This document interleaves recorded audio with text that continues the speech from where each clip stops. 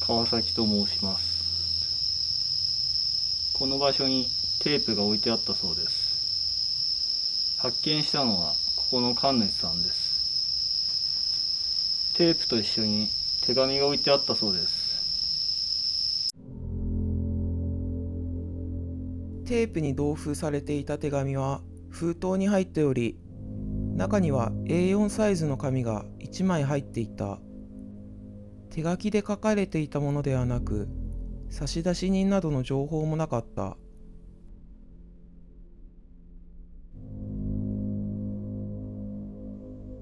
昔、この周辺に住んでいたものです。夜中に何か叩く音が聞こえることがたびたびありました。神社から音がしていたので、もしかしたら牛の国参りをしているのではと思い、出来心でカメラを持って神社に行きました。そこに住んでいた時は友人もいなく、夜中に無断で神社に立ち入ったということもあり、誰にも相談できませんでした。すみませんでした。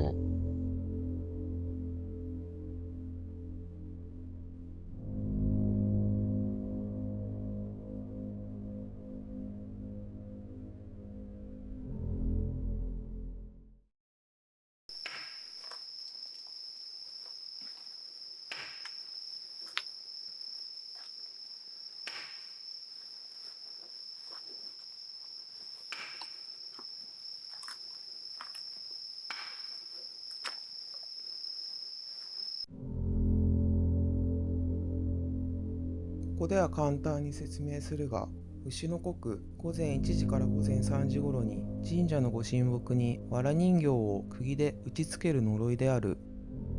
誰にも見られずに7日間行うことで呪う相手が死ぬと言われている。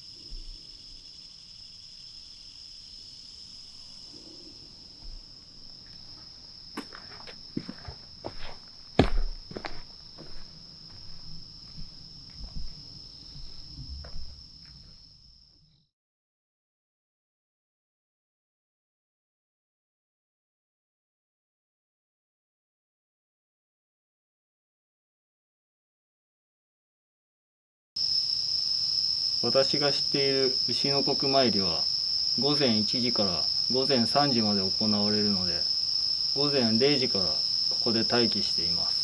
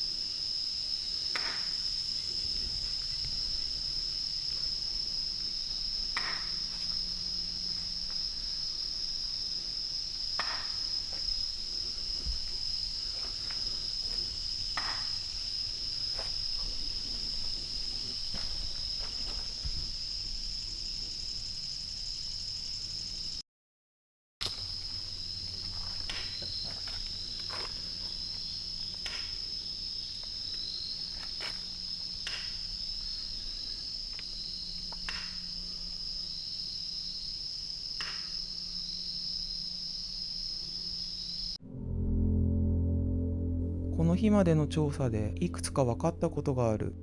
音は神社の空間全体で響いている。